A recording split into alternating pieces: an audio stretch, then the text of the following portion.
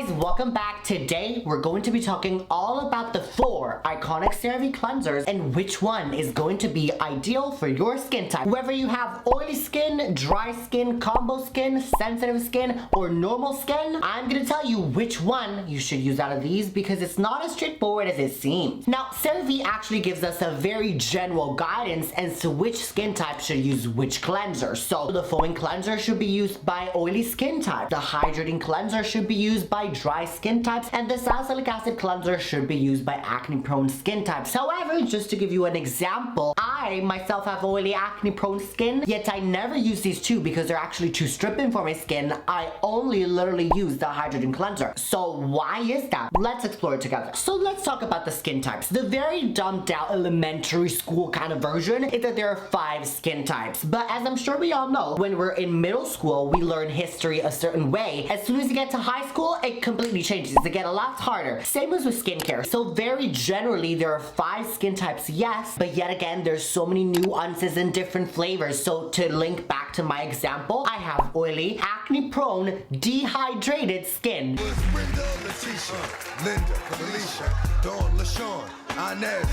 So starting from home, and arguably the most common skin type, it's going to be oily skin. You will generally know that you have oily skin if you have quite visible and big pores, and you also tend to have a little bit of a greasy skin at the end of the day. And honey, don't get it twisted, okay? This is glow. It is not grease. I don't want to hear you in the comments say that my skin is greasy because this is glow. Don't get it twisted. And if I was, what was you gonna do about it? I'm gonna tell you to stop, okay? And I'm not gonna stop, and then what? Oily skin types are generally a lot more prone to acne and breakouts, as well as blackheads, specifically on the nose, because we produce a lot more oil than normal and dry skin types, which then leads us to have more acne. So if your skin fits exactly into this description, then yes, the foaming cleanser by CeraVe is going to be the right cleanser for you. As you can see, this cleanser has a very nice gel consistency, which foams up amazingly and actually giving a great way to remove excess sebum and also decrease breakouts. The formula, of course, contains the iconic ingredients from CeraVe, so ceramides and hyaluronic acid, which are very hydrating and strengthening for the skin. So I would actually categorize this as a middle to gentle foaming cleanser. And it also has niacinamide in it, which is arguably 2020's hero ingredient. Literally, it's in everything. But we love her. She is great for reducing dark spots and again, removing excess sebum. And so this is therefore also going to be great for people who have combo to oily skin. But again, speaking from experience, oily skin can also act in different ways and act as if it was dry skin. So that basically means that it will have all the features of what oily skin looks like, but yet your skin will feel very dry. It will be like tight when you try to express and move. It will also flake up and maybe even become extremely red, not because of acne, but because of the dryness. And this is actually called oily dehydrated skin, which is again what I have. Now, this can only come from one reason and one reason only, and that is going to be all because of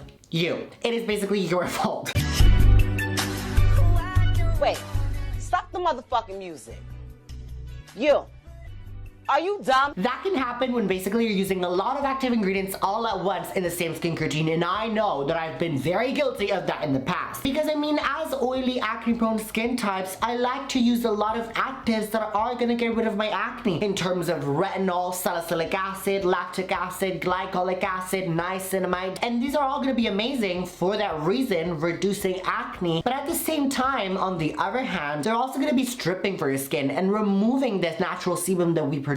So if you use too much of it or too often, then guess what? Even if your skin naturally produces a lot of oil, it is all gonna be stripped out and removed by all those active ingredients that you're using. And so for that reason, maybe a foaming cleanser like this CeraVe one is going to be too stripping for your skin. You might be better off using hydrating, calming, gentle cleansers like the CeraVe hydrating cleanser, which is my favorite. Which then leads me to, again, my favorite, the hydrating cleanser. This literally feels like you're cleansing your skin with a moisturizer. It is one of the thickest and most moisturizing consistencies in the market that I have ever tried, thanks to all the emollients and the humectants like glycerins, and of course there's also the ceramides and the hyaluronic acid. Now this doesn't foam up at all, and I have to admit that it does cleanse slightly less effectively and deeply compared to the foaming cleanser. So actually this cleanser is pretty straightforward. Use it if you have, again, as I mentioned before, oily skin but use a lot of actives and therefore you're experiencing a little bit of dryness. Of course, if you have dry skin, combo, sensitive, no normal skin, again, as I said, this is going to be great for all skin types because it is just so gentle and every skin type can do a gentle cleansing, honey. The only thing that I will say is that this is indeed maybe a little bit too heavy for the summertime. Another thing I noticed, it doesn't remove makeup as well. So with the foaming cleanser, if you were to not use a double cleansing method and just cleanse with your normal water-based cleanser 2 times, this will do the job amazingly. It is going to remove it like crazy, but this one, it is going to struggle a little. And so again, for my combo skin types or for my oily skin types, a way that you could get around with this is using the Hydrating cleanser in the morning, because really in the morning you don't need to strip your skin at all. Even if you have oily skin, use this in the morning, and then at night, maybe if you feel like you are a little bit too greasy or shiny, you can then indeed go with the foaming cleanser. Moving on to acne prone skin, which actually isn't really a skin type, but still I consider it as one because it really has to be treated differently to all other skin types. Acne prone skin can actually be found in all skin types. So whether you have oily skin, it can also be acne prone. Hi, that's me. And also if you have dry skin, it can also be acne prone. God love you, honey. You got it hard right there. But so does that mean that this cleanser is actually fit for all skin types?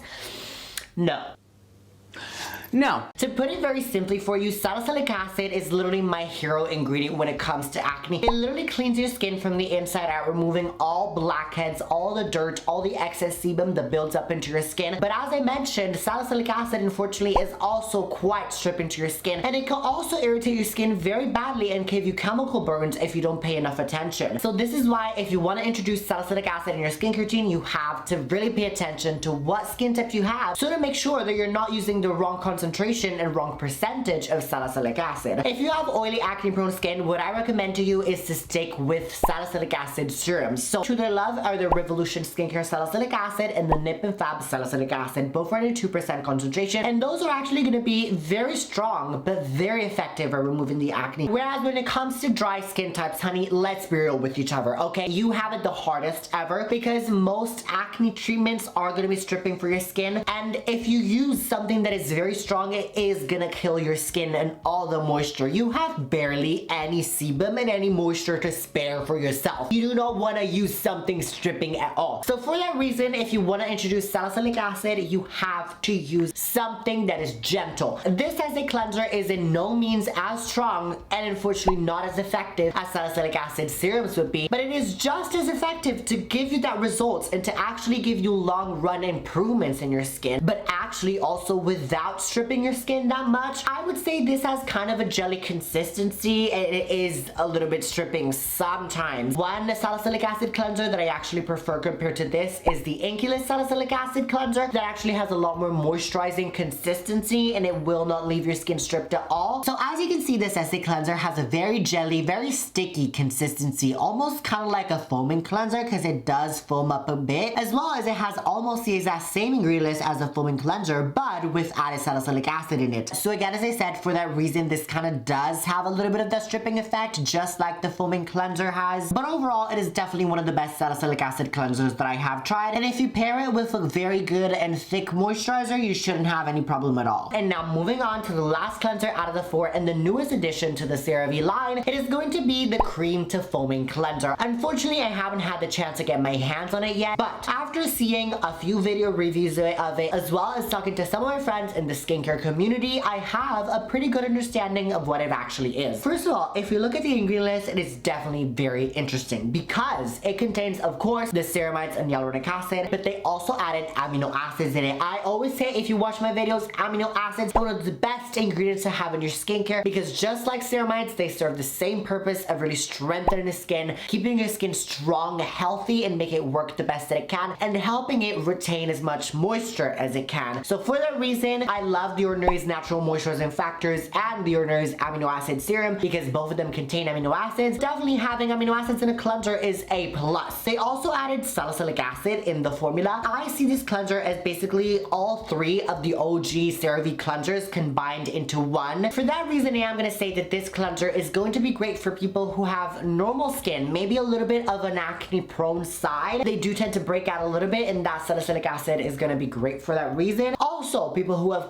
combo skin, again, to the acne prone side. This is actually going to be great for you to use maybe at night, and in the morning you might want to use a hydrating cleanser. And again, also for the oily skin types who are not that much acne prone, but do get maybe the occasional breakout and the occasional blackheads, this is going to be a very gentle thing without stripping your skin that is going to be great for reducing those. But if you have really acne prone skin and oily skin, no, this is not going to be for you at all. And she's nothing like that. She's nothing of the sort. Again, out of the bunch, one of my all-time favorite cleansers ever is going to be the hydrating cleanser. So if you have to pick one out of the three, literally, I'm gonna go to recommend you this no matter your skin type. But the cleansing step, everyone can do with gentle cleansing and moisturizing cleansing. So guys, I know that this was a little bit of a ride. It was definitely a little bit confusing and all over the place, but that literally is what skincare is, because there's no set category in which your skin falls into. It is just meshed and squished and mushed all over. I totally understand your confusion, guys, but I hope that this video was a little bit informative and it could guide you into what a good cleanser for your skin type could be. If you actually enjoyed this and found this informative, then my baby be interested into joining the family. All you have to do is literally subscribe and turn the bell icon so you don't miss any uploads, because sis, let me tell you, we're all about fighting acne, wrinkles, fine lines, getting your skin routine down to the T, and finding out what cleansers are good for skin. We also have a lot of fun reacting to skincare celebrities and dragging them, so if this sounds like your thing, make sure you join, because we would love to have you here. Mwah. You can also of course follow me on my Instagram and on my TikTok, both of them are random. There's a lot more skincare you won't find here, but you are gonna see there, so we can just further on deepen the bond and see me in all your social medias, and I know that is something you want, so follow. To my randoms who are still watching, you know what time of the video is now. It's time for the Italian word of the video. This video was all about the iconic Cerave cleansers. The Italian word of the video is actually going to be detergente, which is cleanser in English. Excuse me, ma'am, what do you think you're doing? You're not gonna cut this video. What you need to do is click one of these two videos right here. Just as informative, informational, what does it is for you. But while doing that, remember to random and always be random. And I swear, click one of these two, or unlike skincare, which is very confusing, I do not have confusion, not one bit, as to what I will do. I will kill you in your sleep, so click.